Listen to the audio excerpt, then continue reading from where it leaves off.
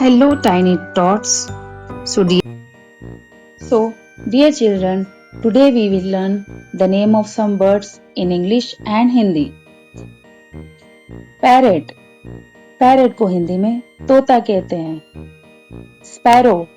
Sparrow को हिंदी में चिड़िया कहते हैं. मैना. मैना को हिंदी में मैना कहते हैं.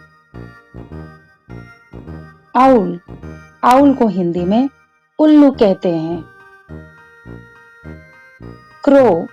Crow को हिंदी में कौवा कहते हैं. Eagle. Eagle को हिंदी में चील कहते हैं.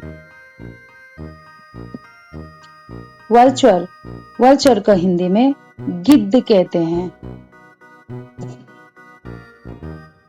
Peacock. Peacock को हिंदी में मोर कहते हैं. Swan. Swan को हिंदी में हंस कहते हैं. Cuckoo. Cuckoo को हिंदी में कोयल कहते हैं. Dove. Dove को हिंदी में कबूतर कहते हैं.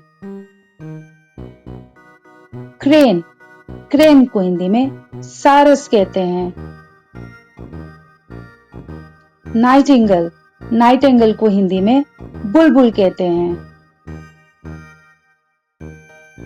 Duck.